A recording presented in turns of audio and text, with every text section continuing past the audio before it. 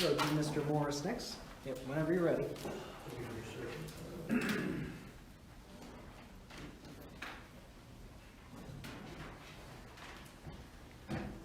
Hello, everyone. I want to thank you all for inviting all of the candidates to come out to speak on becoming the next sheriff. I think this type of forum is great because it brings all of us together to talk about what is important to this community. And I do thank you for this opportunity. Give you a little background about myself and Mr. Warner. Hopefully my digital stuff don't go out on me as I'm reading this. My name is Maurice. I'm a native of Charleston, South Carolina. I've been a resident in Toledo for over 30 years. Since my formative years, I've aspired to be a law enforcement. I come from a family of veterans, preachers, law enforcement officers. I began my journey towards life of service by obtaining my associate's and bachelor's degree in law enforcement and criminal justice from the University of Toledo. I'm passionate about protecting our young people from the myriad social ills that plague our community. I personally fought the barriers associated with advancing and advocating for our youth, and I'm dedicated to making the protection of Lucas County youth a hallmark of my campaign. I started my professional career as an eligibility specialist with Lucas County Job and Family Services. I provided education and support to families. I continued my career of public service by joining the Lucas County Sheriff's Office in 1994. I served as a deputy sheriff for 12 years, working in the Lucas County Jail until 2006. Opting to pursue a career in entrepreneurial and educational endeavors, I owned and operated an information technology system where I got a computer information technology certification from Owens State Community College. I also went into becoming a success coach with a college and a high school department here in Toledo.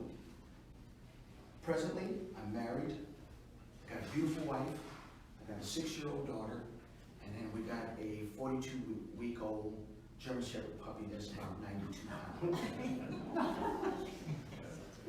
So imagine trying to feed him. I've always been passionate, and I fight for youth. I was touted as an embattled warrior against child sex trafficking by Golden Badge. I'm here to educate the young population in the hope for Lucas County. I desire to bridge the divide between law enforcement, youth experience discrimination, adjunct poverty, and poor social settings. I am keenly aware of responsibilities of adults, businesses, and systems to make a community where everyone can thrive. That's a little bit about me. As I go through this, I want to make sure that I am pointed on what I'm about to say because it affects all of us. The new jail, we've already discussed, it has to remain downtown. And everybody knows that the jail right now, at least I know because I worked in the jail, is a mess. I worked in that jail for almost 12 years. Definitely understaffed, definitely inefficient, and we do need a new jail. That is simple. Now, how we get the new jail is going to be the hard part because everybody collectively have to come to the table, county commissioners, myself, administrators, to figure out where we're going to put the new jail. You as citizens have already spoken. You want the jail to stay downtown. I'm gonna do everything I can to make sure that it stays downtown. Personal cost. We can efficiently run the jail with less money if we build an efficient jail to house the people and the inmates that are there. And as Chief Navarre said earlier, it's a pretrial holding facility. Individuals coming out of that jail on a regular basis. It's a 24-hour operation. But we need to make sure that what we have, that we use efficiently and not waste your money. It's important that it has to be efficient.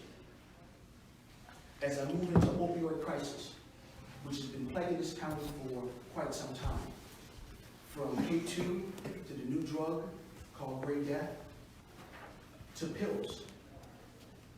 is it affecting our community in such a way that our emergency services, our medical services, is taking a toll? And as the chief law enforcement officer in the city and county, I need to be involved to help curb that tide, because it is causing us some issues in this city. So I have to be actively involved by our drug unit, partnering with Toledo police and surrounding counties to deal with this epidemic, because it's touching everybody in this room. And I'm quite sure by the raise of hands, we know someone that is either going through an opioid crisis, a K2 crisis, or somebody that is overdosed. It's a situation that we have to get a hold of. Now, I'm passionate about our kids when it comes to child sex trafficking. Everybody knows that this is a hub. I have spent my life trying to protect our kids, especially in the inner city, because they don't have a voice. And I'm trying to make a voice for them. There is a gap and divide that when an inner city child goes missing, there's a difference and a disconnect with law enforcement, as opposed to a young person from the suburbs. They get all the media attention, all the police attention. We need to balance that, because all kids are important. Sex trafficking touched my family. My uncle, police officer, and a full-time pastor. His son, at age 16, was raped by somebody in the church. By 21, he contracted AIDS and he's dead. I've been dealing with that all my entire life. And when I came here to Toledo, I got involved. And I've been involved ever since. That human trafficking hub has to be shut down. It has to, because it's affecting our kids, our grandkids, our nephews, our nieces.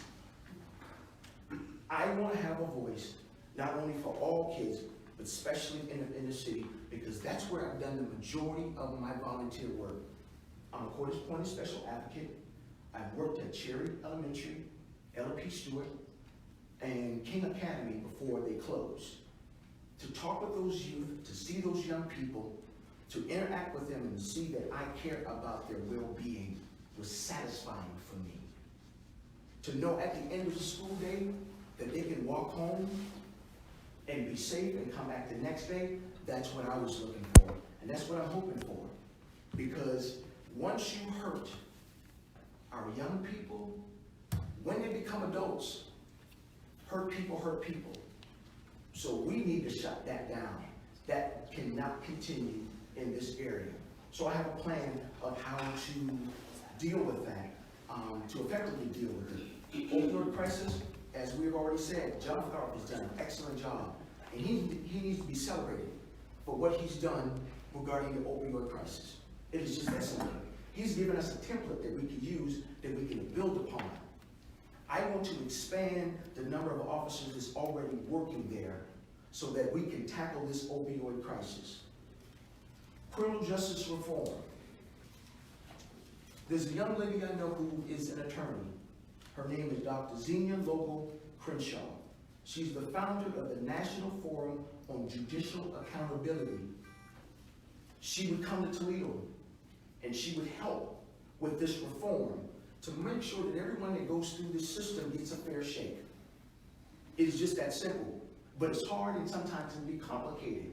But we have a way of getting in and making a difference with criminal justice reform. Marijuana, we've already said it's inevitable. It's coming. I don't care how much we decide that we don't want it, it is coming. So we have to make sure that we're poised in place to deal with it in an effective way. Excessive force and racism, I'm going to say, is going to come together. I read a report and saw an interview with a civil rights attorney named Connie Rice, not to be confused with Condoleezza Rice. Connie Rice did a study with the Los Angeles Police Department some years ago, and she interviewed over 300 white police officers, and her questions was, how do you feel about the black community? And some of the white officers said they never grew up around black people. Black people were uneducated, can't be taught. and we were violent.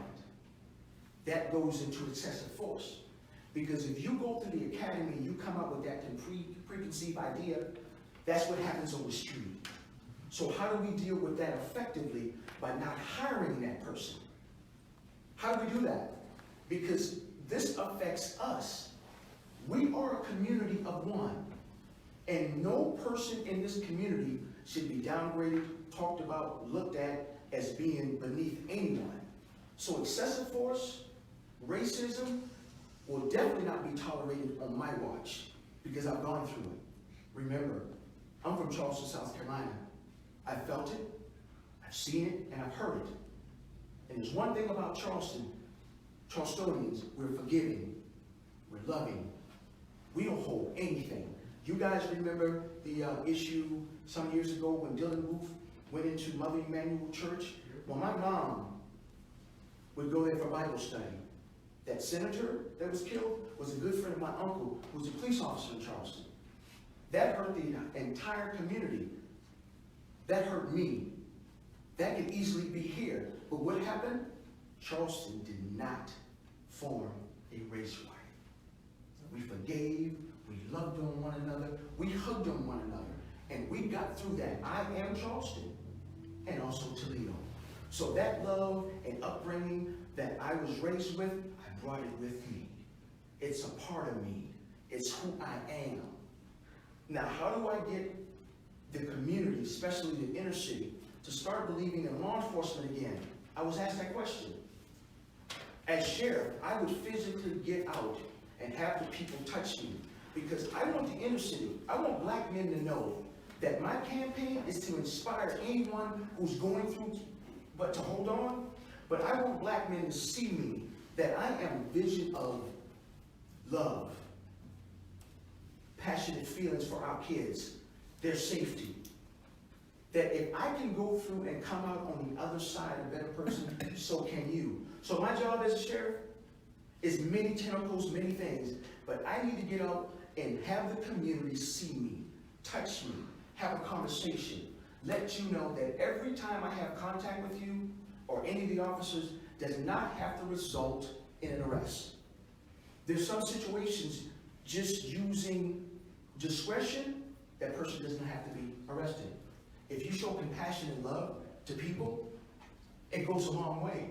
Because now the community knows that when you come into their community, that you come into their neighborhoods, that you're not coming to arrest. You're coming to meet and greet and let them know we're here to protect, but I'm also here to inspire because you become our next generation. And we want you to be educated, number one. Two, a sense of purpose. Three, being a part of the community. That's vital and important to me. That's all I have to say about my campaign and where I stand and how I'm going to try to move the Sheriff's Department forward. Any questions?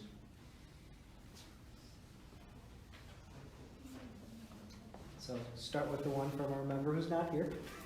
Nonviolent offenses, how do you feel about them? Is there any differentiation? Well, nonviolent offenders definitely should not be in the same population as violent offenders. But before they come into the county jail, as I just said, each interaction that law enforcement has with the community does not have to result in an arrest. So if it's a nonviolent violation that has occurred, how about just give them a citation to show up to court? Because now that person is now come into the system, which now the jail is already overcrowded. So why put a nonviolent person in jail? So following that, and what Mr. Meisinger was saying, I was talking with him about the jurisdiction thing. Do you think that's something that Lucas County can kind of try to talk to the regional police departments about instead of arresting, sending them to the jail? Citation? I think that would be a start to sit down and talk with all the police chiefs in the area to see how we can reduce the amount of inmates or arrestees that's going into the jail, that's overcrowding the jail. I think the officers who do a wonderful job at the county jail are stretched out, they're stretched thin. So if we can just reduce the amount of inmates that are coming in, we can have the officers do the most important job that they need to do, which is those violent offenders, making sure that they stay where they need to stay. So I think nonviolent offenders, talking with chiefs of police, I think we can come to the table and come up with a solution. So I do have another question. So you were talking about being there, reaching out, being a positive image of a black male to other black males.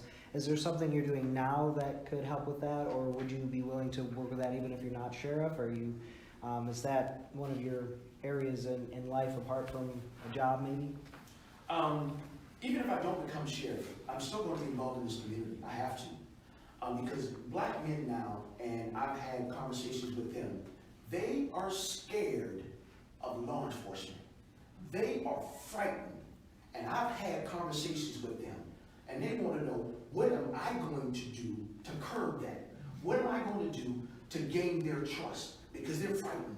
If they get pulled over by any law enforcement agency in the city or county, especially if it's a white officer, they feel that that may be their last day. That's real. It's evident. It's important. Because they believe that they are under attack. So my thing as an African-American male, educated, law enforcement, and trying to inspire black men, I need to get out into the community. In those areas that's most effective, shake their hands, let them know that I'm here for you and I'm not against you. I'm with you and for you. Now, there's going to be some situations that we're going to have to deal with when it comes to law enforcement. I don't have a problem with that. Not at all. But I need to gain their trust by just going out and just simply talking to people. That's how we can mend a lot of our differences. That's how we can come together as a community. If we just understand one another and know that we're not there to cause anybody any ill will. We can make a difference, Lucas County. We honestly can. March 17th, your voices need to be heard. I have a question. Yes, sir. What was the reason why you left the Lucas County Sheriff's Department? I left the Lucas County Sheriff Department based on a conviction that I had. I was trying to arrest an individual who was having sex with a 15-year-old girl who got her pregnant. But that's in the past. I have moved on. That's under the bridge. I am now doing something that's most important. So that was an unfortunate situation. Not trying to re-adjudicate it. It's just something that happened. So how do we know if you're elected, how are you going to prevent something from happening again like what happened in your past? Can the community trust you? I don't understand the question. You know, because you have a prior conviction and you know you're currently not working for the Sheriff's Department, but you're working private security. You know, the other guys up here, Mike Navarre's police chief, the other guys work for the Lucas County Sheriff's Department currently. What makes you better than them? I don't think I'm better than anyone. Honestly, I don't. Again, I go back to what I said. As a qualification. We are a community of one. My qualifications, I just explained to you what they are. I'm educated, I have my degree, I spent almost 13 years at the sheriff's office. I'm credentialed. I know law enforcement. I'm from a family of law enforcement. So that, as I said, was an unfortunate incident. And it's in my past. And one thing I do understand about your past, there's some people that can't handle your truth. Why? Because they sometimes want to hold on to your past and not embrace you for who you are now, which is okay with me. I'm fine with that. But I do thank you for that question. I appreciate it. So just on that topic, I do want to clarify. So I did read that that was expunged and you were certified at the ballot by the Lucas County Board of Elections. Yes, I was. I was going to say that. Yeah, it got expunged probably 10, 12 years ago, and I got it expunged. But I will say this. When I was ringing the bell about what was happening in the black community where our kids were being sexually molested 12 years ago, nobody wanted to believe me. But a year ago, 3 pastors went to jail for the exact same thing I was trying to protect our kids from. You guys heard about it. I tried to protect them then. So if I become your sheriff, your grandkids, your nieces, your nephews, I'm gonna get out there and protect them, I have to, because again, they are our future. Thank you guys for the 7 opportunity. seconds, thank you very much. Yes, I appreciate it, thank you so much.